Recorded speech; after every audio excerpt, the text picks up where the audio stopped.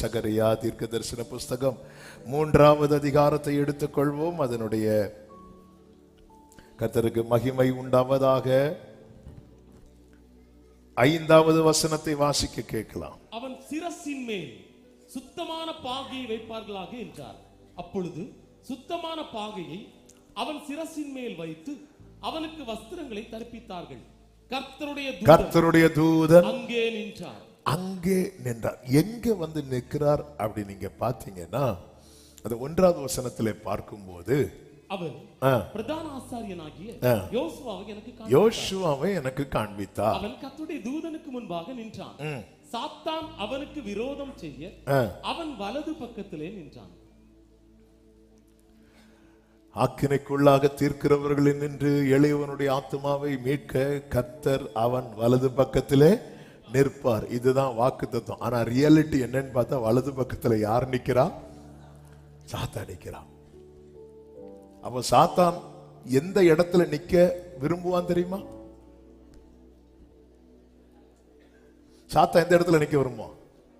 அவன் எப்படி சாத்தானா? சாத்தான் எப்படி சாத்தான் ஆனான்?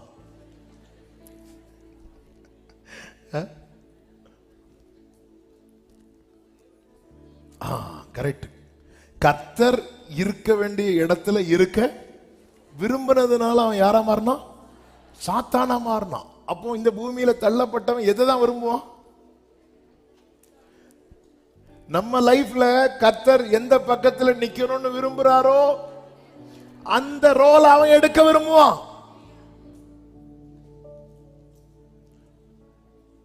பிசாசின் தந்திரங்களை நாம் அறியாதவைகள் அல்லவே. இந்த இடத்துல தேவனுடைய அன்பின் ஆழத்தை பாத்தீங்களா? அவர் இருக்க வேண்டிய இடத்துல அவன் இருக்க விரும்பி அவன் சாத்தான் ஆயிட்டான். அவர் இருக்க வேண்டிய இடத்துல நம்மை வைக்க விரும்பி அவர் நம்மை பிள்ளையாக்கிட்டார்.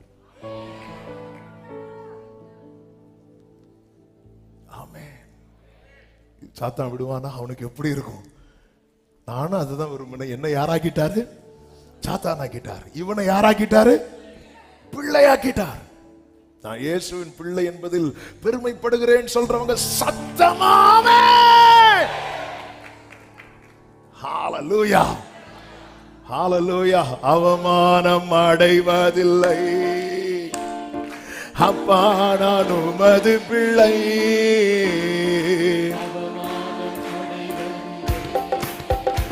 ஆமென். அப்பா நான் உமது பிள்ளை, அப்பா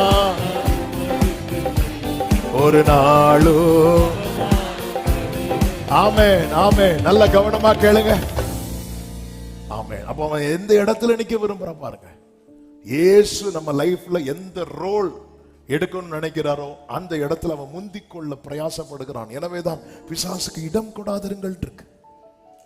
என் நண்பனா இயேசு இருக்க விரும்பும் போது அவன் ஃப்ரெண்டா வர ரிக்வெஸ்ட் அனுப்புவான். என் துணையாளரா இயேசு இருக்க விரும்பும்போது அவன் வருவான். அவனுடைய நோக்கம் எல்லாம் என்ன தெரியுமா? திருடணும், கொல்லணும், அழிக்கணும், விழுங்கிடணும், இவனை இல்லாம ஆக்கிறணும். இவன் எப்போ சாவான், இவன் பேர் எப்போ அழியும். இதுதான் பிசாசின் நோக்கம். யூதாசுக்குள் சாத்தான் புகுந்தான். ஆமென். எல்லாரையும் கர்த்தர் 3.5 years ப்ரிப்பேர் பண்றார். எதுக்கு தெரியுமா? ஹோலி ஸ்பிரிட் அவங்களுக்குள்ள போகிறதுக்காக. பரிசுத்த ஆவி அவங்களுக்குள்ள போனோம். அதுக்காக 3 வருஷம் உட்கார வச்சு ப்ரிப்பேர் பண்ணிட்டு இருக்கிறார். சாத்தா கொஞ்சம் கொஞ்சமா யார் பேதுருவை நெருங்கி பார்க்கறான், யோவானை நெருங்கி பார்க்கறான், யாக்கோபை நெருங்கி பார்க்கறான். உள்ள போயிடணும், உள்ள போயிட்டா இவனை டேமேஜ் பண்ணிடலாம். பேதுரு எஸ்கேப் ஆயிட்டாரு, யோவான் எஸ்கேப் ஆயிட்டார், யாக்கோபு எஸ்கேப் ஆயிட்டார். ஏன்னா இவங்க இந்த கடிந்து கொள்ளுதலுக்கு திரும்பினாங்க. ஆனா யூதாஸ் அசதியா இருந்துட்டான். வேதம் சொல்லுகிறது அவனுக்குள் அவன் ஆவியானவர் நமக்குள்ளே வந்து விரும்புகிற இடத்தை பாத்தீங்களா? அவன் அப்படிப்பட்ட இடத்தை தான் அவன் பார்ப்பான். இவன் லைஃப்ல ஆண்டவருக்கு என்ன ரோல், அந்த ரோலை நம்ம எடுத்துருவோம். அதுக்கு அவன் எப்படி எல்லாம் வரலாம் அப்படி வரான். ஏதேன் தோட்டத்துல உலாவுகிற சத்தம் அவர்கள் காதில் கேட்டதும் போய் ஒளிந்து கொண்டார்கள். ஏன்? இன்னொரு சத்தத்துக்கு அவங்க செவி கொடுத்ததுனால. நம்ம லைஃப்ல தேவன் என்ன ரோல் எடுக்கிறாரோ அந்த ரோலை தான் அவன் கையில் எடுத்துட்டு வருவான். அதனாலதான் அவனுக்கு பேரு ஆன்டி கிரைஸ்ட். இந்த கள்ள நோட்டுல இருக்குல்ல, கள்ள நோட்டு பார்த்தா எப்படிதான் இருக்கும்? கள்ள நோட்டு எத்தனை பேர் கண்டுபிடிச்சிருவீங்க? யாரும் கண்டுபிடிச்சிட மாட்டோம். அதுல பெருசு எழுதி இருக்குமா, இது கள்ள நோட்டு, இதை வாங்காதிருங்கள், வாங்கினால் சாவீர்கள், அப்படி போட்டிருக்குமா? போட்டிருக்காது. அது அப்படியே ஒரிஜினலா தான் இருக்கும். அதுக்குன்னு மிஷின் இருக்கு. அந்த மிஷின்ல போட்டாதான் தெரியுமே தவிர மற்றபடி இப்படி பார்த்தா நம்ம இப்படி பார்த்தா உள்ள சிப்பு இருக்கு, ஒன்றும் கிடையாது. இப்படி ஒண்ணுமே நமக்கு தெரியாது. அதுக்கு பேர் தான் கள்ள நோட்டு. ஆனா அது ஏன் நம்புறோம் தெரியுமா? ஏன்னா அது ஒரிஜினல் மாதிரியே இருக்கிறதுனால. 100 ரூபாய்க்கு கள்ள நோட்டு உண்டு, 50 ரூபாய்க்கு கள்ள நோட்டு உண்டு, 25 ரூபாய்க்கு கள்ள நோட்டு கிடையாது. 25 பெருசா 50 பெருசா?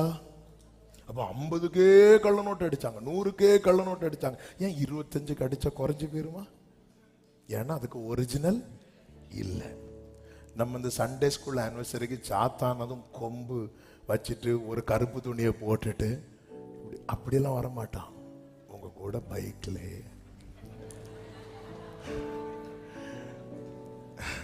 சொல்லிட்டு தான் நமக்கு தெரியாது. சிலர் அங்கிருந்து திரும்பி உங்க துணையை பார்க்கறத நான் பார்த்தேன். கம்பெனி பொறுப்பு கிடையாது. அவன் வலது பக்கத்துல வந்து நிக்கிறான். அந்த இடத்துல யார் நிக்கணும்? ஏன் அவன் வந்து நிக்கிறான்? நம்ம லைஃப்ல யோசிக்கிறோமா? என்னை யார் டாமினேட் பண்றா? என்னை யார் ஆளுகை செய்கிறார்? 275 பேர் நடுவில் பவுல் எழுந்து நின்று சொல்லுகிறார், நான் சேவிக்கிறவரும் என்னை ஆட்கொண்டவரும் என்கிறார். என்னை ஆட்கொள்ளுகிறது யாரு? அத்தனை புயலின் நடுவிலே பவுல் எழும்பி நின்று சொல்லுகிறார், என்னை ஆட்கொண்டவர், என்னை ஆட்கொண்ட இயேசு உம்மை யார் என்று நான் அறிவேன், உண்மை உள்ளவரே என்றும் நன்மைகள் செய்பவரே. Glory be to Father. நம் வலது பக்கத்துல யார் இருக்கிறாங்க அப்படிங்கிற ஒரு உணர்வு நமக்கு எப்பவுமே தேவை. கர்த்தர் என்ன சொல்லுகிறார்? அருமையான ஒரு சங்கீதம் உண்டு அல்லவா? வல பக்கத்தில் நிழலவர். உண்மையை சொல்லுங்க, அவர் நிழலா நிஜமா? அவர் தானுங்க நிஜம், அவர் தாங்க. ஆனா அவர் யாரா மாறாரு தெரியுமா? நமக்கு நிழல் தேடி வந்தவனுக்கே அவர் நிழலா மாறார். ஆனா நம்ம பிரச்சனை என்ன தெரியுமா? நம்ம நிழல் நம்ம கூட தானே வரும். எத்தனை பேர் ஒரு நாளைக்கு எத்தனை தடவை உங்க நிழலை பாக்குறீங்க? நிழலை பார்க்கணுமேனு பார்க்க மாட்டோம். எப்போது அப்படி கண்ணுக்கு தெரிஞ்சா பல நேரத்தில் கர்த்தர் கூட இருக்கிறத நம்ம பார்க்கவே மாட்டேங்கிறோம். சின்ன வயசுல எல்லாம் கரண்ட் போனது இந்த மெழுகுவர்த்தி கொளுத்தி, அப்ப அதுல நம்ம அப்படி கையை காட்டினா அந்த வால்ல பல நேரத்தில் அந்த நிழல் வந்து நம்மளோட ரொம்ப பெருசா இருக்கும். சில நேரத்தில் நம்ம சைஸுக்கு இருக்கும், சில நேரத்தில் நிழல் ரொம்ப சுருங்கிரும், சில நேரத்தில் நிழல் நமக்குள்ளே போயிடும். இப்படிதான் அவர் இருக்கிறார். இருளின் ஆதிக்கம் வருதுனாலே அந்த இடத்துல அந்த நிழல் ஒரு சின்ன கேண்டில் பெருசா தெரிகிறது போல அவர் பயங்கரமான பராக்கிரமசாலியா இப்படி கையை காட்டினா அப்படியும் அந்த வீடு ஃபுல்லா அந்த கை. ஆனா நம்ம பிரச்சனை என்னன்னா, நம்ம நிழலை பார்க்கணுமே பார்க்க மாட்டோம். பல நேரத்தில் கர்த்தர் கூட இருக்கிறது நமக்கு தெரிய மாட்டேங்குது, நம்ம உணராம இருக்கிறோம். ஹல்லேலூயா. இந்த நிழலோட விசேஷம் என்ன தெரியுமா? நாம இப்படி தேடுனா நிழலும் தேடும். ஆண்டவரே அப்படி தேடினா ஆண்டவர் தேடும். இவன் யாரை தேடிட்டு இருக்கிறான்?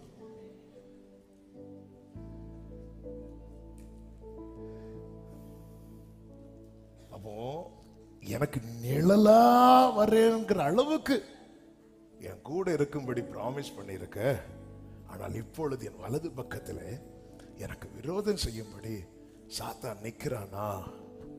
Something wrong. இங்கே யாரை காண்பித்து சொல்லப்பட்டிருக்கிறது என்றால், ஒரு சாதாரணமான மனிதனை அல்ல. யார? பிரதான ஆசாரியனால யாரு? பிரதான ஆசாரியனால யாரு? பிரதான ஆசாரியனுக்கு வேலை என்ன?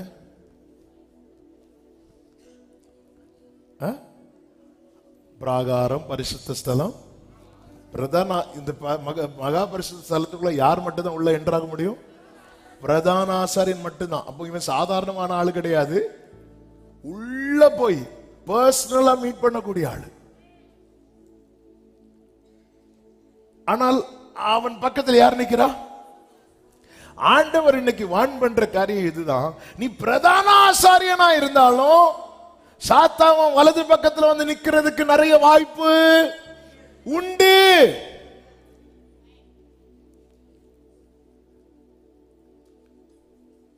பிரதான ஆசாரியன் என்பது அவனுடைய அழைப்பு, அவன் மேல வச்சிருக்கிற அபிஷேகம்.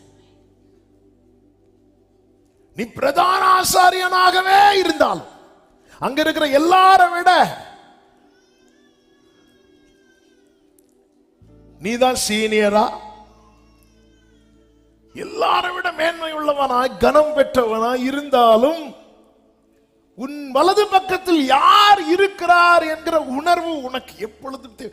நமக்கு இது அதிகமாக தேவை. ஆண்டவர் நம்ம கூட இருக்கிறார் என்கிற உணர்வு அட்லீஸ்ட் ஒரு நாளைக்கு ஒரு முறையாவது நம்ம அனுபவிக்கலன்னா, அதாவது சாத்தானை பொறுத்த வரைக்கும் நீங்க பாத்தீங்கன்னா அவன் அழையா விருந்தாளி. அவனை கூப்பிட வேண்டிய அவசியமே கிடையாது. ஒரு இடம் எம்டியா இருந்தா வந்து உட்கார்ந்துருவான். இதான் பிசாசானவன். எம்டியா ஒண்ணுமே இல்லைன்னா வந்து அதான் பிசாசுக்கு இடம். பிசாசுக்கு நாம கொடுக்கிற இடம் என்ன தெரியுமா? அந்த கேப். நமக்கு ஆண்டவருக்கு இடையே இருக்கிற கேப். அந்த இடத்துல வந்து உட்கார்ந்துருவான். நான் உன்னை கழுவாவிட்டால் என்னிடத்தில் உனக்கு பங்கு இல்லை என்று இயேசு பேதுருவை பார்த்து சொல்லும் போது அந்த இடத்துல யூதாசும் தானே ஒப்பு கொடுத்திருக்கணும். ஆண்டவரே இப்படி நான் வாங்கிட்டேன், அந்த 30 வெள்ளி காசு அந்த இடத்துல அவன் எரிஞ்சிருந்தான்னா சரித்திரம் வேற. ஆனா அவனுக்கு அது மனசு இல்ல. அவன் பிசாசுக்கு இப்பொழுது இடம் கொடுக்கிறான். அற்ப ஆதாயத்துக்காக பிசாசுக்கு இடம் கொடுக்கிறான். சாத்தான் அவனுக்குள் புகுந்தான் என்று இருக்கிறது.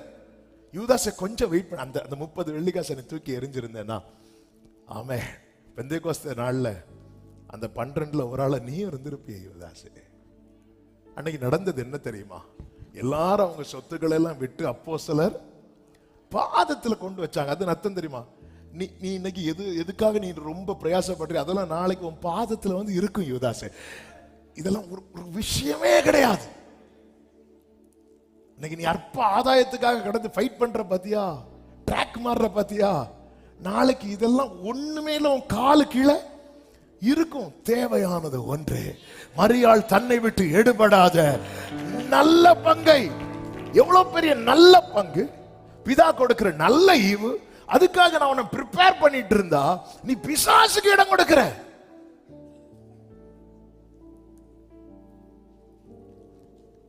நம் பக்கத்தில் கர்த்தர் இருந்தால் எந்த நிலைமையானாலும் சரி நாம் விடுவிக்கப்படுவது நிச்சயம். நம் பக்கத்தில் கர்த்தர் இல்லை என்றால் நாம் அகப்படுவது நிச்சயம்.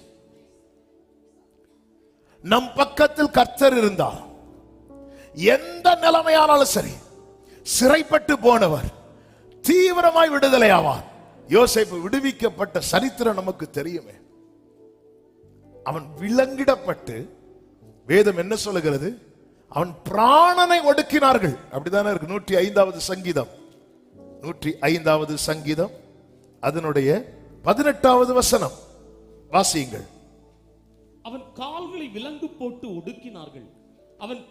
அவன் பிராணன் இரும்பில் அடைப்பட்டிருந்தது. இரும்பில் அடைப்பட்டிருந்தது.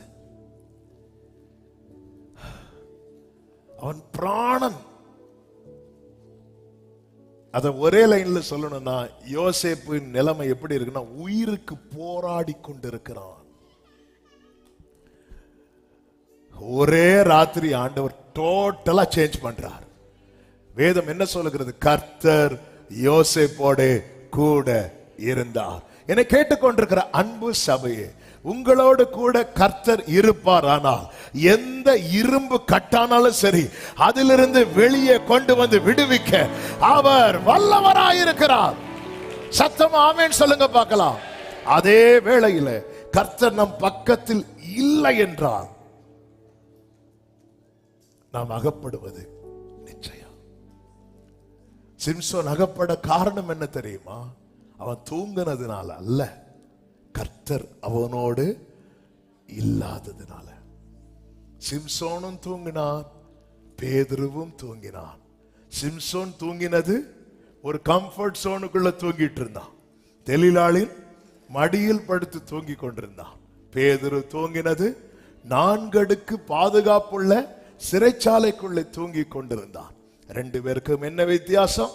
சிம்சோனோடு கூட கர்த்தர் இல்லை, பேதுருவோடு கூட கர்த்தர் இருந்தார். கர்த்தர் இல்லாத சிம்சோன் அகப்பட்டான். கர்த்தர் கூட இருந்த பேதுரு அந்த 4 அடுக்கு பாதுகாப்பையும் தாண்டி வெளியே வந்து நின்று கர்த்தரை மகிமைப்படுத்துகிறான். என கேட்டுக்கொண்டிருக்கிற ஒவ்வொரு, நம்ம தான் நல்லா இருக்கிறோம், ஆனா கர்த்தர் இல்லைன்னா அதனாலதான் நம்ம ஃபீல் பண்ணணும். ஆண்டவர் கூட ஒருத்தங்க நம்ம கூட இருந்தா அட்லீஸ்ட் ஒரு நாளைக்கு ஒரு விஷயம் நமக்கு தெரியல, அங்க இவங்க கூட இருக்கிறாங்கன்னு. போன 2 மாசம் முடிஞ்சதுல இந்த 2 மாசத்துல ஒரு நாளாவது ஃபீல் பண்ணீங்களா கர்த்தர் கூட இருக்கிறது? நம்ம ஃபீல் பண்ணலன்னா வந்து நிக்கணும். அதுதான் இந்த பிரதான ஆசாரியனாக யோசுவா வந்து நிக்கிறான். ஒரு பிரதான ஆசாரியன் எப்படி வந்து நிக்கணும்? முதல் பிரதான ஆசாரியனாக, மனிதர்களில் முதல் பிரதான ஆசாரியனாக பைபிள் யார சொல்லுது?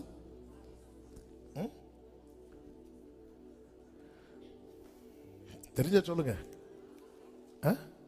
ஆரோன். ஆரோனை போல அழைக்கப்பட்டால் ஒழிய ஒருவனும் இந்த கனமான சேவை செய்யான். சரி, ஆரோன். அதுக்கு முன்னாடி மெல்கிசேதேக். அதுக்கு முன்னாடி ஒரு பிரதான ஆசாரியன் உண்டு. யார் தெரியுமா? ஆதாம். பிரதான ஆசாரியனுக்கு ரோல் என்ன?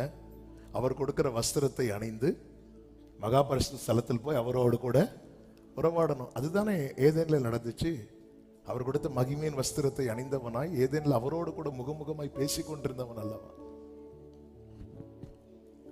ஆனால் அவன் அந்த மகிமையை இழந்ததும் அவன் என்ன பண்ணான் அப்படின்னா போய் ஒளித்து கொண்டான். அந்த யோசுவா அவரை அடிச்சாலும் பரவாயில்லன்னு சொல்லி வந்தவருக்கு முன்னாடி நிற்கிறான். கர்த்தர் கடந்த நாளிலே இந்த வார்த்தையை கொண்டு பேசி பலப்படுத்தினது இதுதான். நான் உன் பக்கத்தில் நிற்கணும்னா நீ முதல்ல எந்த நிலையில் இருக்கிறியோ அப்படியே வந்து எனக்கு முன்பாக நில்லு. ஹல்லேலூயா. பிரதான ஆசாரியன் எப்படி வரணும்? ஏபோத்தை தரிக்கணும். பிரதான ஆசாரியனுடைய வஸ்திரங்கள் லேவிய ராகமத்தில் அதுக்குன்னே ஒரு பெரிய சாப்டரே இருக்கிறது. நூலில் இருந்து எந்த துணி எல்லாமே டீட்டெயில் எழுதப்பட்டிருக்கு. ஆனால் இங்கே பிரதான ஆசாரியனாகிய யோசுவா எப்படி வந்து நிற்கிறான் தெரியுமா? அவன் அந்தரங்கம் எப்படியோ அப்படியே வந்து நிற்கிறான். எஸ்தர் ராஜ சமூகத்தில் போனது போல அவர் பொற்செங்கோல் நீட்டினா வாழ்வு, நீட்டலைன்னா சாவு, செத்தாலும் சாகிறேன் என்று சொல்லி ராஜாவுக்கு முன்னாக போன எஸ்தருக்கு அகஸ்வேரு ராஜா பொற்செங்கோலை நீட்டுவான் என்றார். இரக்கத்தில் ஐஸ்வர்யம் உள்ள தேவன். ஹல்லேலூயா. ஒரு நிமிடம் கோபம், நீடிய வாழ்வு அவருடைய தயவு. அப்பா, நான் நானாக வந்திருக்கிறேன் என்று சொல்லி வருகிற பிள்ளைக்கு நேராக தம்முடைய கிருபையின் செங்கோலை நீட்டாமற் போவாரோ? ஹல்லேலூயா. என கேட்டுக்கொண்டிருக்கிற அன்பு சகோதரா, சகோதரி, உங்க அழைப்பு பெருசா இருக்கலாம், உங்க ஸ்தானம் பெருசா இருக்கலாம். ஆனா இத உறுதி, என் வலது பக்கத்தில் யார் நிற்கிறார்? என் வலது பக்கத்தில் யார் நிற்கிறார்? மனிதர்களிடத்தில் செல்வது போல தேவனிடத்தில் செல்வதை தேவன் விரும்ப மாட்டார். மனுஷங்க கிட்ட நம்ம போனாலே வேஷம் போடாம எந்த மனிதனை நாம் சந்தித்திருக்கிறோம்? வேஷம் போடாமல் நாம் எந்த மனிதரை சந்தித்திருக்கிறோம்? 1000 வலி வைத்துக் கொண்டே சிரிச்சிட்டு நல்லா இருக்கிறேன்னு சொல்றவங்க தானே நம்ம. ஆனா நம்ம பிரச்சனை என்னன்னா அப்படியே ஆண்டவர்கிட்டையும் சொல்றோம், ஆண்டவர்கிட்ட அப்படி சொல்லக்கூடாது. எலிசா என்கிற தீர்க்கதரிசியை சூனேமியாள் அவ பார்த்து அவங்க ஹஸ்பண்ட சொல்றாங்க, பாருங்க அவர் பெரிய நீதிமான், நம்ம ஒன்று பண்ணுவோம், நம்ம வீட்டுக்கு மேல அவருக்கு ஒரு ரூம் கட்டி கொடுப்போம், அவர் அங்க ஸ்டே பண்ண வைக்கலாம். எந்த ஒரு ஆதாயத்தையும் அவள் எதிர்பார்க்கவில்லை. எந்த ஆதாயத்தையும் எதிர்பார்க்காம வீடு கட்டி கொடுத்து கம்பல் பண்ணி வீட்டுக்கு கூட்டு வராங்க, கம்பல் பண்ணி தங்க வைக்கிறாங்க. அவரும் தங்குறார். இருக்கும்போது வேலைக்காரன் கேயாசிய கூப்பிட்டு, இங்க பாரு, இந்த ஸ்திரீ இவ்வளவு அவ கவனிக்கிறது, அந்த உண்மையெல்லாம் பார்த்து இவளுக்கு ஏதாவது நம்ம செய்யணுமே, இவகிட்ட ஏதாவது குறை இருக்குதா அப்படின்னு அவன் சொல்றான், இப்படி அந்த அம்மாக்கு குழந்தை கிடையாது. அவளை கூப்பிட்டு விட்டாச்சு. அவளை கூப்பிட்டு, உனக்கு ஏதாவது குறை இருக்கா? உடனே அவ எல்லார்ட்டையும் சொல்லி சொல்லி பழகிட்டு எல்லார்ட்டையும் என்ன சொல்லிட்டாங்க, ஒரு குறையும் இல்லை. ஒரு நல்ல வார்த்தை, விசுவாச வார்த்தை, நல்ல அறிக்கை. ஆனா அது அப்படியே யார்கிட்டையும் சொல்ல ஆரம்பிச்சுட்டாங்க. கர்த்தருடைய வாயா இருக்கிற தீர்க்கதரிசி, தேவனுடைய பர்வதத்திலிருந்து தேவனோடு உறவாடுகிற எலிசா கிட்டையும். எலிசாவை தேவன் அவருடைய ஸ்தானாவதே வச்சிருக்கிறார். அவர்கிட்ட எனக்கு ஒரு குறை இல்லை, ஒரு குறை இல்லை. ஏ பாருமா, உனக்கு ஒரு பிரச்சனை இருக்கு, சொல்லு. எனக்கு ஒரு, நம்ம எல்லார்ட்டையும் சொல்லி சொல்லி பழகி பழகி பழகி பழகி ஆண்டவர்கிட்டையும் எதை குறித்தும் கவலை இல்லப்பா இப்படிதானே பாடிட்டு இருப்போம். உங்களுக்கு என்ன வேணும்? எனக்கு ஒண்ணு வேண்டாம். இது மற்றவங்கள்ட்ட சொல்லும். ஆண்டவர்கிட்ட வேறு ஒரு ஆசை இல்லை. ஆண்டவர் சொல்லுவோம், மனசை தொட்டு சொல்லு. உனக்கு நேற்று விருந்துல லெக் பீஸ் கிடைக்கலன்னு எவ்வளவு ஃபீல் பண்ணேன்னு எனக்கு தெரியும். நம்ம எல்லார்ட்டையும் சொல்லி சொல்லி சொல்லி பழகுனது போல அப்படியே ஆண்டவர்கிட்ட ஆண்டவரே நன்றி, என்ன சூப்பரா வச்சிருக்கீங்க, நல்லா காத்திருக்கிறீங்க, நன்றி ஆண்டவரே, இதுவரை நிர்மூலமாகாதிருப்பது கிருபை. எரேமியா அப்படி வெறுமையா சொல்லல, நிர்மூலமாகாதிருப்பது கிருபைன்னு. அவருக்கு உள்ள இருக்கிறதெல்லாம் கொட்டிட்டு, அதான் 7 காரியங்களை போட வர நம்ம பார்த்தோம். மொத்தமா கொட்டிட்டு தான் நானாக, அதாவது மேட் ஃபார் ஈச் அதர்ன்னு சொல்லுவாங்கல்ல. சபையே கேள், சபையே உன் வலது பக்கத்துல அவர் இல்லாம வேற யார் இருந்தாலும் உனக்கு செட் ஆகாது.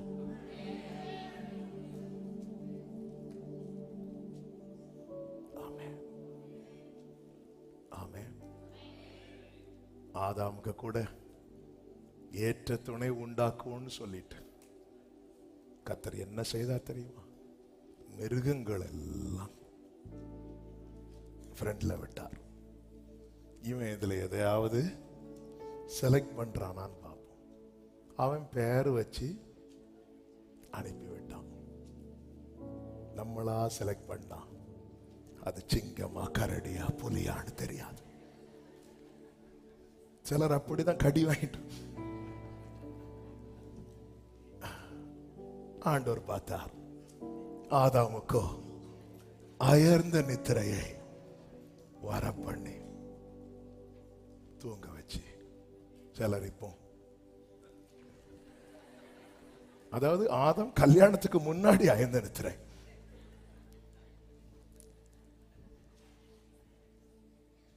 அவனுக்கு ஏற்ற துணை. அப்ப ஆதாம் அந்த மனைவியை பார்த்ததும் சொல்லுவா, இது புலி அப்படின்னு இல்ல, இவளின் எலும்பில் எலும்பும். அதான் மேட் ஃபார் ஈச் அதர்.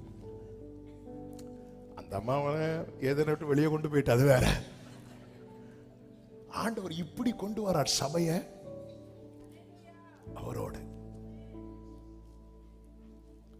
அந்த ஸ்தானத்தில் ஆண்டவரே உம்முகம் பார்க்கணுமே, உம்மழகை ரசிக்கணுமே, உம்முகம் பார்க்கணுமே, glory உம்மழகை ரசிக்கணுமே, முடிந்த அப்படி கைகளோரி உம்மழகை ரசிக்கணுமே, முடிந்த அப்படி கைகளை உயர்த்தி உங்க பாதம் அமரணும், பாதம் அமரணுமே. அந்த ஸ்தானத்துல இன்னொரு நபரை என்னால பார்க்க முடியல ஆண்டவரே. பாடுங்க. ஆமென். உம் விருப்பம் அறியணுமே, உம் சித்தம் அறியணுமே, நானும் சித்தம். இருதயத்திலிருந்து சொல்லுங்க, எனது மணவாளனே, எனது மணவாளனே, என் இதய ஏக்கமே, என் இதய ஏக்கமே. அப்பாவை பார்த்து, இனியவரே,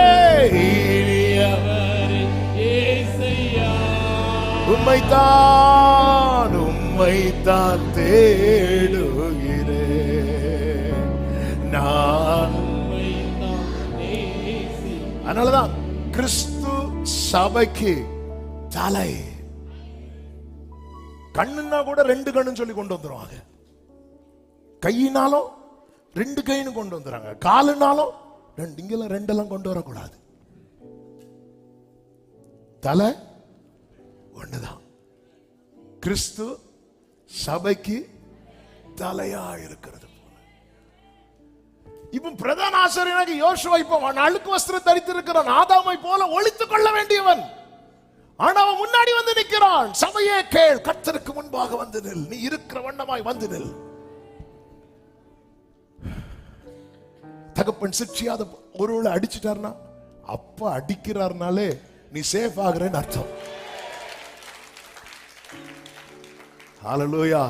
தகப்பன் தான் நேசிக்கிற புத்திரனை சிட்சிக்கிறது போல கர்த்தரும் எவனிடத்தில் அன்பு கூர்ந்து யாரை சேர்த்துக் கொள்ள சித்தமாக இருக்கிறாரோ அவனை கடிந்து கொண்டு சிட்சிக்கிறார். ஹல்லேலூயா. பேதுரு அற்ப விசுவாசியேன்னு சொல்லும் போது கைக்குள்ள இருக்கிறான் பேதுரு. ஆமென். க்ளோரி. ஹல்லேலூயா.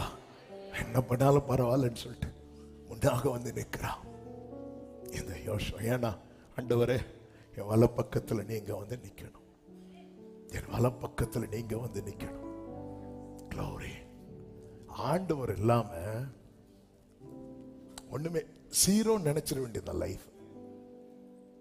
என்னாகமம் 14வது அதிகாரத்துல நீங்க பாத்தீங்கன்னா அதனுடைய 44வது வசனத்தில் எப்படி சொல்லப்பட்டிருக்கிறது? ஆனாலும் அவர்கள் மலையின் உச்சியில் ஏற துணிந்தார்கள். கர்த்தருடைய உடன்படிக்கையும் மோசேயும் பாளையத்தை விட்டு மோசே போகல. இந்த சம்பவம் நமக்கு நல்லா தெரியும், தெரியாதவங்களுக்கு டச் பண்றேன்.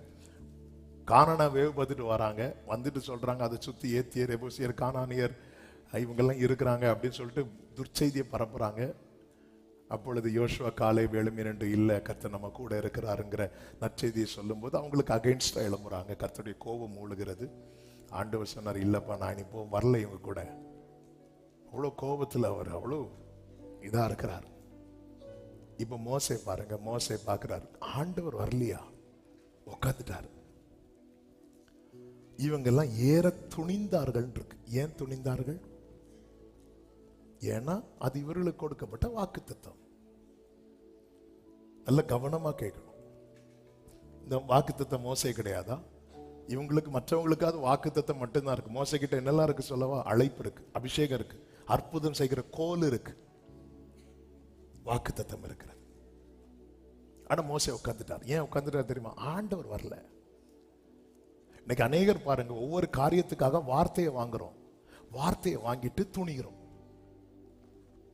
அவர்கள் மலையின் மேல் ஏற துணிந்தார்கள், வார்த்தையை வாங்கிட்டு துணிக்கிறோம். கேட்டா என்ன சொல்ற? ஆண்டவர், நான் வார்த்தையை கேட்டு தானே செஞ்சேன். கேட்டு செஞ்சப்பா, வார்த்தையை தந்த நான் உன் கூட இருக்கிறேன் நான் பார்த்து செஞ்சியா?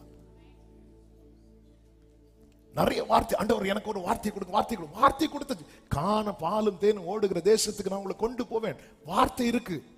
ஆனா இவங்க எதை பார்க்க விட்டுட்டாங்கன்னா, கர்த்தர் துணையா இருக்கிறாராங்கிறத பார்க்க விட்டுட்டாங்க. இன்னைக்கு அநேகர் வார்த்தை, நான் வார்த்தையை வாங்கி தானே இந்த பிசினஸ் ஸ்டார்ட் பண்ணேன், நான் வார்த்தையை வாங்கி தானே இது பண்ண, எல்லாம் கரெக்ட் தான். மோசையை பார்க்கலையா? மோசை ஏன் உட்கார்ந்து இருக்கிறார் கேளுங்க. மோசே சொல்றாரு, அதுக்கு முந்தின வசனத்துல 42வது வசனத்துல, நீங்கள் உங்கள் சத்துருக்களுக்கு முன்பாக முறியடிக்கப்படாதபடிக்கு கர்த்தர் உங்கள் நடுவில், கர்த்தர் உங்கள் நடுவில் ஈரார். அடுத்த வசனம், அமலேக்கியரும் கானானியரும் அங்கே உங்களுக்கு முன்னே இருக்கிறார்கள், பட்டயத்தினால் விழுவீர்கள், நீங்கள் கர்த்தரை விட்டு பின்வாங்கினபடியால் கர்த்தர் உங்களோட இருக்க மாட்டார் என்றார். கர்த்தர் கூட இருக்க மாட்டாருன்னு தெரிஞ்சதும் மோசே உட்கார்ந்துட்டார். வாக்குத்தத்தம் இல்லையே, ஆண்டவர் வார்த்தையை கொடுத்திருக்கிறாரே, வார்த்தையை கொடுத்திருக்கிறாரே. இன்னைக்கு அநேகர் இப்ப வார்த்தை உங்களை ஏமாத்துச்சா? வார்த்தை ஏமாத்தல, இவங்களை ஏமாத்தினது. நம்ம இவங்களை இந்த ஏன் ஏற துணிந்தார்கள்? இவங்களுக்கு என்ன கானானியர், ஏத்தியர், எபூசியரை மேற்கொள்ளுகிற ஸ்ட்ரெங்க் இருந்தா துர்ச்செய்தியை பரப்பியிருக்க மாட்டாங்களே. இவங்களுக்கு வார்த்தை இருக்குல்ல, அப்ப எப்படியாவது நடக்கும். கர்த்தர் கூட இருந்தாலும் நடக்கும். எனவேதான் மோசேயை பார்த்து கர்த்தர் சொன்னார், என் சமூகம் உனக்கு முன்பாக செல்ல. அப்படி சொல்லும் போது யாத்திராகம் 33வது அதிகாரம் 15வது வசனத்துல மோசே என்ன சொல்வார் தெரியுமா? அவரை நோக்கி, உம்முடைய சமூகம் என்னோட கூட செல்லாமற் போனா, என் கூட செல்லாம போச்சுன்னா எங்களை இவ்விடத்திலிருந்து கொண்டு போகாதிரு. அடுத்த வசனம், எனக்கும் உமது ஜனங்களுக்கும் உம்முடைய கண்களிலே கிருபை கிடைத்தது என்பது எதினால் அறியப்படும். நீர் எங்களோட எங்களோட. 14வது வசனத்துல கர்த்தர் என்ன சொன்னா தெரியுமா? நான் உனக்கு இளைப்பாறுதலை தருவேன். மோசே இப்ப வந்து நிக்கிறது தருவீரான் கேட்கறதுக்கல்ல, வருவீரான் கேட்கறதுக்கு. நம்ம அநேகர் ஆண்டவர்கிட்ட வர்றது எது கேட்கறதுக்கு? தருவீரா, அடியனுக்கு என்ன தருவீர், தருவீரான்னு கேட்க. ஆண்டவர் நான் உனக்கு இளைப்பாறுதலை தருவேன், பார்த்து எடுத்து தாங்க ஆண்டவரே அப்படி சொல்லிட்டு போகல. ஆண்டவர் நான் நீ தருவீரான்னு கேட்க வரல, வருவீரான்னு கேட்க வந்த. நீங்க வரலன்னா இருந்து கொண்டு போகாதீங்க. மேக ஸ்தம்பம் மேலிருந்து பாதை காட்ட பகலெல்லாம் கைகளை உயர்த்தி, அன்பான தேவன், அன்பான தேவன்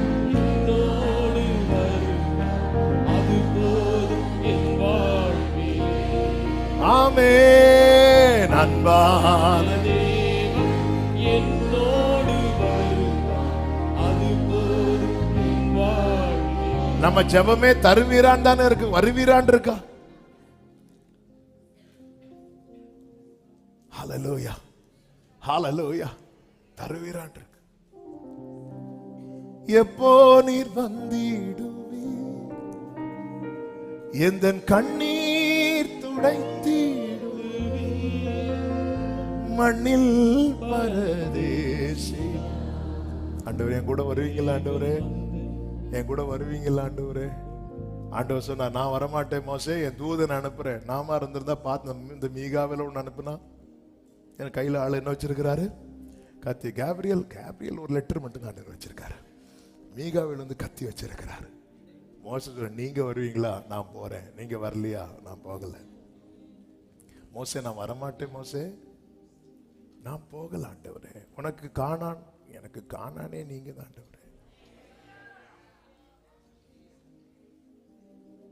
பரலோகத்தை, ஆசீர்வாதத்தை இயேசுவில் பார்க்க பழகணும்.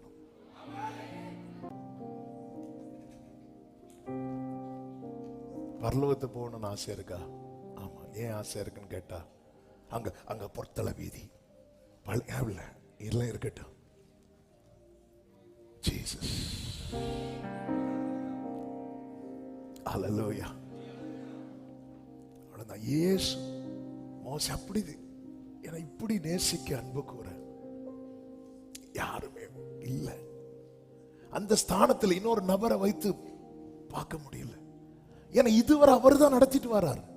இப்போ ஒரு தூதன், அதாவது மோசே முடியல அந்த ஸ்தானத்துல, ஃபர்ஸ்ட்ல இருந்து ஒரு தூதன் நடத்தி வந்ததா பழகி இருப்பான். இதுவரை ஜனங்களுக்கு அதை குறித்த உணர்வு இல்ல. இன்னைக்கு என் காரியம் நடந்தா போதும், காரியம் நடந்தா போதும். அப்படிதான் நாங்க இருக்கிறோம். அந்த ரத்தத்துக்கு நாம கொடுக்கிற மதிப்பு என்ன? இதுவரை கர்த்தர் மேக ஸ்தம்பத்தில், அக்னி ஸ்தம்பத்தில் நடத்தி வரார். இனி தூதன் அனுப்புவேன்னா அர்த்தம் என்ன? இனி எது இருக்காது தெரியுமா? இந்த மேக ஸ்தம்பத்தை பார்க்க முடியாது. ஒரு தூதன் இருப்பார். ஏன்னா ஆண்டவர் ஸ்தானத்துல இன்னொரு தூதனை கொண்டு வைக்க முடியாது. அப்ப மேக ஸ்தம்பம், அக்னி ஸ்தம்பம் இனி இருக்காது. வேற ஏதாவது மெத்தட் இருக்கும், தெரியல. மோசே நோண்டாரு. ஆண்டவரே, உங்களை இதுவரை உங்களை பார்த்த ஸ்தானத்துல ஒருவேளை தூதனை வச்சு நீங்க நடத்தி கொண்டு போயிருவீங்க. எனக்கு அப்படி வேண்டாம். நீங்க கொடுத்தா, நீங்க தந்தா போதும். நீங்க தரலையா, அந்த ஸ்தானத்துல இன்னொன்னு அதை விரும்பவே கூடாது. எனவேதான் இந்த பிரதான ஆசாரியனாக யோசுவா வந்து நிற்கிறான். அவன் எப்படி நிற்கிறான் என்றால் 3வது வசனத்தில் சொல்லப்பட்டிருக்கிறது, அழுக்கு வஸ்திரம் தரித்தவனா தூதருக்கு முன்பாக நின்றிருந்தான். அவன் அழைப்பு பாருங்கள், ஆனால் அவன் வாழ்க்கையை பாருங்கள். உண்மையிலேயே நல்ல கவனமா கேளுங்க. கேட்கறீங்க நம்புறேன். சிலர் அப்படி இருக்கிறீங்க, ஜபத்திலையும் அப்படி இருக்கிறீங்க. ஆமென். நல்ல கவனமா கேளுங்க.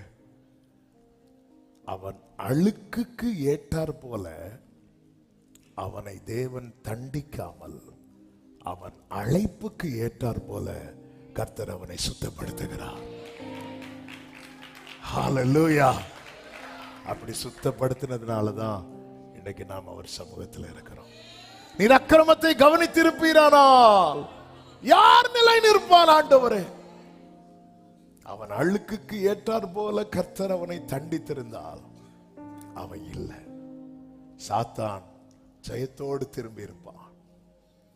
சாத்தான் அவன் அழுக்கை சொல்ல வந்து நிற்கும் போது கர்த்தர் அவன் அழைப்பை பார்க்கிறார். நாம் கழுவப்பட்டிருக்கிறோம். நல்ல கவனமா கேளுங்கள். அழைக்கப்பட்டவர்கள் எந்த நிலையிலும் கர்த்தருக்கு முன்பாய் வந்து நின்றால் நிச்சயமாய் அவர்களுக்கு பரிகாரம் உண்டு. சத்தம் ஆமேன் சொல்லுங்க பார்க்கலாம். எரேமியா 3வது அதிகாரம் 1வது வசனத்திலே இப்படி சொல்லப்பட்டிருக்கிறது, ஒரு புருஷன் தன் மனைவியை தள்ளிவிட. ஏன் தள்ளி விடுறான்? ஏதாவது கோபம் வந்திருக்கும். புருஷனுக்கு பிடிக்காத ஒரு காரியத்தை செஞ்சிருப்பா, பிரியமில்லாத ஒரு காரியத்திலே ஈடுபட்டிருப்பா. புருஷனுக்கு கோபம் வந்து இந்த புருஷன் என்ன பண்றான்னா தள்ளி விடுகிறான். அப்படி தள்ளி விடப்பட்டவள் அவனிடத்திலிருந்து போய், அப்படி தள்ளி விடப்பட்டது அவன் என்ன பண்ணி இருக்கணும்? அவனை ப்ளீஸ் பண்ணி இருக்கணும், அல்லது தன்னுடைய வாழ்க்கையை மாற்றி மற்றவர்கள் பார்வைக்கு ஒரு நல்ல சாட்சியை காண்பித்திருக்கணும். காண்பித்திருந்தா மனிதர்கள் போய் பேசியிருப்பாங்க. ஆனா அவன் என்ன பண்றா? புறப்பட்டு போய் அந்நிய புருஷனுக்கு மனைவியானால் அவன் அவளிடத்தில் இனி திரும்ப போவானோ? அந்த தேசம் மிகவும் தீட்டுப்படும் அல்லவோ என்று மனுஷர் சொல்லுவாங்க. இங்க பாரு, அவளை தள்ளி விட்டதுக்கு அப்புறம் அவ எவ்வளவு துணிகரம் பாரு, அவ எப்படி இருக்கிறா பாரு. இப்படி எல்லாம் மனுஷங்க சொல்லுவான். இனி கண்டிப்பா அவனை சேர்த்துப்பான், அவன் சேர்த்துப்பான். இவ்வளவு சான்ஸே கிடையாது. இதுதானங்க மனுஷ பாஷை. நம்மள அப்படிதானங்க சொல்லுவோம். ஆண்டவர் சொல்றார் அடுத்தது, நீயோ என்றால் அநேக நேசரோட வேசித்தனம் பண்ணினான். சொல்லிட்டு சொல்றது, ஆகிலும் என்னிடத்துக்கு திரும்பி வா என்று கர்த்தர் சொல்லுகிறார். ஏன் எவ்வளவு சகிக்கிறார்? நான் ஏன் வராம இருக்கிறேன் ஆண்டவரே? ஆண்டவர் என்ன நீங்க எப்படி ஆண்டவர் வச்சிருந்தீங்க? நான் இப்ப எப்படி ஆண்டவர் நிக்கிறேன்? நீ வா, நான் பாத்துக்கிறேன். ஆண்டவர் நான் வந்தா கூட அவனை வந்து நிக்கிறானே ஆண்டவரே, நீ வா முதல்ல.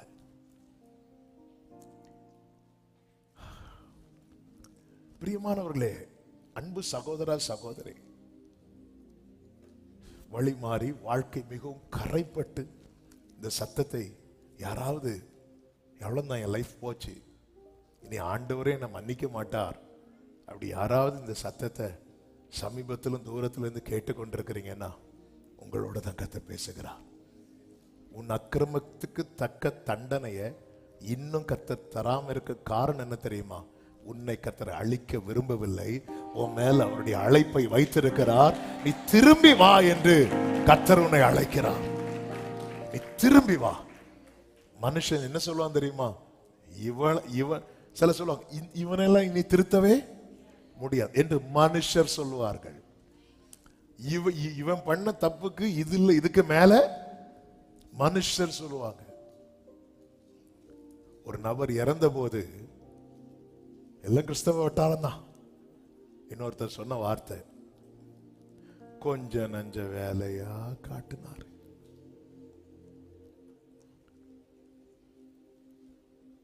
ஆனா நம்ம ஆட்களுடைய விசேஷம் என்னன்னா, பேசுறதெல்லாம் பேசிட்டு 4வது நாள் ஸ்தோத்திர கூட்டத்தில் போயிருந்து அந்த செட்டப் தான் புரிய மாட்டேங்குது. பேசுறதெல்லாம் நல்லா பேசிட்டு என்று மனுஷர் சொல்லுவாங்க. எங்க ஈஸியா ஜட்ஜ் பண்ணிடுவோம் ஒரு ஆளை. ஆண்டவர் சொல்லி திரும்பி வா அப்படி. எப்படி ஆண்டவர் இது சாத்தியம்? உன் அழுக்கு கேட்டார் போல என்னால் உன்னை தண்டிக்க முடியும்.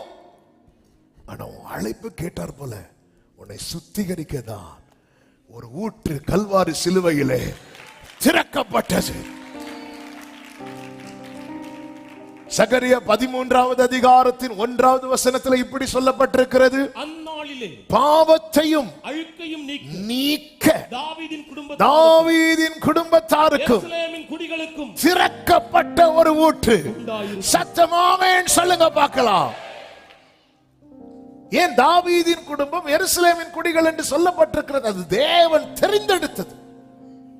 தேவன் எவர்களை முன்னறிந்தாரோ அவர்களை முன்குறித்திருக்கிறார். எவர்களை முன்குறித்திருக்கிறாரோ அவர்களை அழைத்திருக்கிறார். எவர்களை அழைத்திருக்கிறாரோ அவர்களை நீதிமான்களாக்கி இருக்கிறார். நாம் தற்செயலாய் போன வழியிலே வந்தவர்கள் அல்ல, திடீரென்று பெய்கிற மழையில் நனைந்தவர்கள் அல்ல, தேவனால் ஏற்கனவே முன்குறிக்கப்பட்டவர்கள்.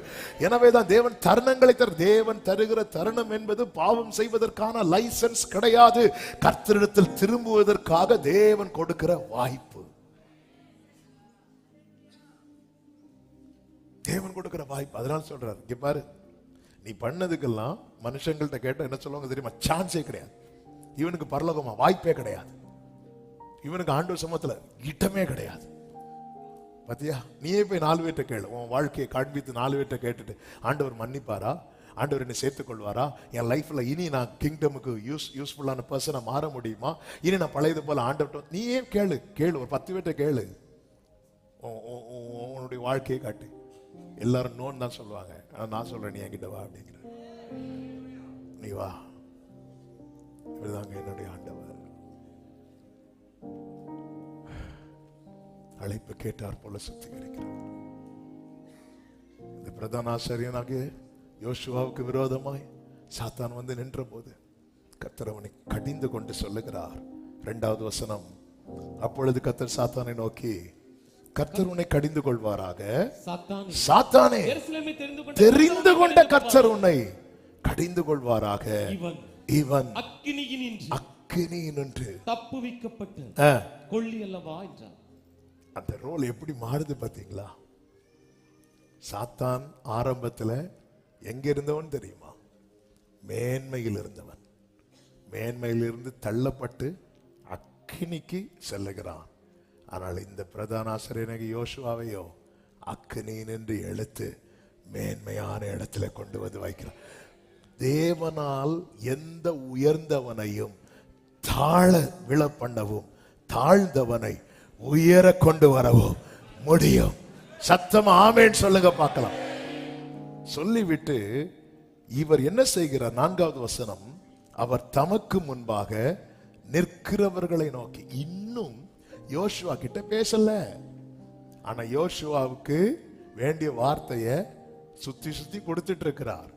தமக்கு முன்பாக நிற்கிறவர்களை நோக்கி, இவன் மேல் இருக்கிற வஸ்திரங்களை களைந்து போடுங்கள் என்றார். அப்படின்னா இவன் மேல் இருக்கிற அழுக்கு வஸ்திரங்களை களைந்து போடுங்கள் என்று கர்த்தர் யாரை பார்த்து சொல்றார்?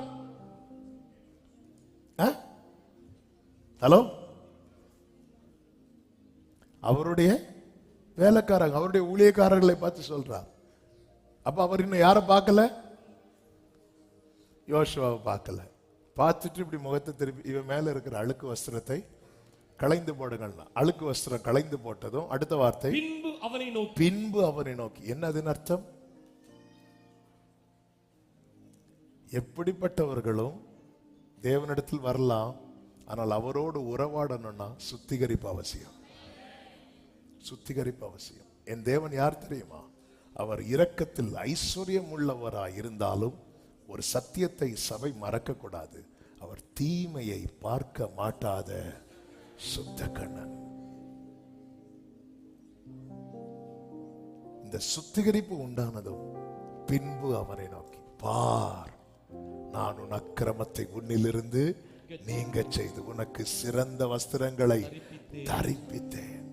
கமாண்ட் தான். அவருடைய வார்த்தை வந்துட்டுனாலே நடந்துட்டுன்னு அர்த்தம். அதுக்கப்புறம் அது கிரியை மாற்றப்படும். சுத்திகரிப்பு. ஆண்டவரோடு உள்ள அந்த உறவு மிஸ் ஆகுதுன்னு ஃபீல் ஆகுதா, சுத்திகரிக்க ஒப்பு கொடுங்க. எனக்கு பழையது போல ஜெபம் பண்ண முடியலன்னு ஃபீல் ஆகுதா, போட்டு இம்மிடியேட்டா சுத்திகரிப்புக்கு ஒப்பு கொடுங்க. சுத்திகரிப்பு. இன்னைக்கு ஆண்டவரே, அதாவது எப்படிங்க இருக்கும், ஒரு அப்பா பிள்ளை இருக்கிறாங்கன்னு வைங்களா, அப்பா இருக்கிறான், பையன் இருக்கிறான், அல்லது பொண்ணு இருக்கிறான். அப்பா பிள்ளைகிட்ட பேச வேண்டிய காரியத்தை இன்னொரு ஆள் மூலமா சொல்லி பக்கத்துல தான் இருக்கிறாங்க ரெண்டு பேரும், ஆனா இன்னொருத்தங்க மூலமா பேச பேச வலிக்கும்ல, அந்த வலியை ஃபீல் பண்ணியிருக்கிறோம். ஏன்ப்பா என்கிட்ட டைரக்டா பேச மாட்டேங்குது, நான் உங்க சத்தம் கேட்கணும்னா சர்ச்சு சண்டே வந்தா மட்டும்தான் எனக்கு வேர்டு கிடைக்குது, ஏன் மண்டே எனக்கு கிடைக்க மாட்டேங்குது, அப்படி அப்படி ஒரு ஃபீல் இருக்கா நமக்கு. இளையகுமாரன் திருப்பி வந்தான்ல, திருப்பி வரும்போது அப்பா ஓடி போய் ஹக் பண்ணாரு, கிஸ் பண்ணாரு, எல்லாம் பண்ணார்ல. ஆனா பையன் அவர்கிட்ட அப்பாட்ட பேசிட்டு இருக்கும்போது அப்பா பையன்கிட்ட பேசவே இல்லை, தெரியுமா? லூக்கா 15வது அதிகாரத்தை நீங்க படிச்சு பார்த்தீங்கன்னா தெரியும். லூக்கா 15வது அதிகாரம் 22 வாசிங்க. அப்பொழுது தகப்பன் தன் ஊழியக்காரரை நோக்கி அடுத்த முந்தின வசனத்தை வாசிங்க. குமாரன் தகப்பனை நோக்கி. ஆனா அடுத்த வசனத்துல எப்படி இருக்கு? அப்பொழுது தகப்பன் ஊழிய பையன் அப்பாவை பார்க்கும்போது அப்பா இப்படி ஊழியக்காரரை பார்க்கிறார். இந்த ரகசியம் பெரியது. நான் கிறிஸ்துவை பற்றியும் சபையை குறித்தும் சொல்லுகிறேன். அணைக்கலையா? அணைக்கிறாரு, எல்லாம் நடக்குது. ஆனா அடுத்து செய்ய வேண்டியதை கர்த்தர் யார்கிட்ட பேசுறாருன்னா, ஏன் அவன் எப்படி நிக்கிறான் தெரியுமா? அடிமை வஸ்திரத்தோடு நிக்கிறான்.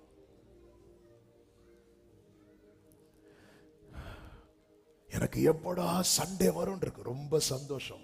ஏன் மண்டே உறவாட முடியல, டியூஸ்டே உறவாட முடியல? ஆண்டவர் என்ன ஹக் பண்ணார், ஏன் அவர் அப்பா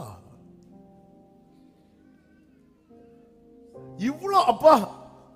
பையன் அப்பா அப்பா நான் உமக்கு முன்பாக உமக்கு பரத்துக்கு விரோதமாக பாவம் செய்து இனிமேல் உம்முடைய குமாரன் என்று சொல்லப்படுவதற்கு நான் பாத்திரமான அல்ல என்று இருக்கும்போது அப்பா அப்படி முகத்தை திருப்புறார். அதாவது பைபிள் இருக்கிற அப்படி கண்ணுக்கு முன்னாடி கொண்டு பாருங்க. திருப்பும் போது இவனுக்கு புரியல, இவன் மேல இருக்கிற அழுக்கு வஸ்திரத்தை மாத்திட்டு சுத்தமான ட்ரெஸ்ஸை கொண்டு கொடுங்க அப்படிங்கிறார். ஏன்னா அடுத்து இவன் எங்க போகக்கூடியவன் தெரியுமா? திருப்பி பண்டி கூட்டத்துக்கு போகக்கூடியவன் அல்ல, நான் கர்த்தருடைய வீட்டிலே நீடித்த நாட்களாய் நிலைத்திருப்பேன். ஆமென். glory. அப்பா கூட சுத்திகரிப்பு. என்னால பிரேயர் பண்ண முடியலனாலே நான் எதுக்கு ஒப்பு கொடுக்கணும்னா சுத்திகரிப்பு. பாவத்தையும் அழுக்கையும் கழுவும்படியாக ஒரு திறக்கப்பட்ட ஓட்டு. சிலுவையிலே இயேசு தொங்கிக் கொண்டிருக்க அவர் விழாவிலே ஈட்டி எடுத்து குத்தின போது ரத்தம் வந்தது. அது எதற்கு காண்பிக்கிறது? நம்மை பாவம் வர கழுவுகிற அந்த சுத்திகரிப்பு அடையாளமாய் காண்பிக்கிறது. தண்ணீர் வருகிறது, இரத்தத்தை தொடர்ந்து அவருடைய உள்ளிருந்து தண்ணீர் வருகிறது. அது எதை காண்பிக்கிறது? உடன்படிக்கையை காண்பிக்கிறது. இரத்தத்தினாலே சுத்திகரித்து ஞான ஸ்நான உடன்படிக்கையை நம்மோடு செய்ய வைத்து பரிசுத்த ஆவியினாலே முத்திரை போட்டிருக்கிறார். ஏன் தெரியுமா? நாம் நித்திய ஜீவனுக்கென்று நியமிக்கப்பட்டவர்கள். அப்படிப்பட்ட நம்முடைய வாழ்க்கையிலே ஆக்கிரைக்குள்ளாக தீர்க்கிறவர்களின் என்று எளியவனுடைய ஆத்துமாவை விடுவிக்க கர்த்தர் அவன் வலது பாரிசத்திலே நிற்பார். ஹல்லேலூயா. அவர் கூட இருக்கிறத உணர்கிற ஆண்டவரே, நான் டெய்லி ஃபீல் பண்ணணும்பா, ஐ நீட் ஜீசஸ். என்னை சுத்திகரியும். ஒப்பு கொடுப்போமா? கண்களை மூடி 2 நிமிடம் செபித்து நான் முடிக்க விரும்புகிறேன். ஹல்லேலூயா.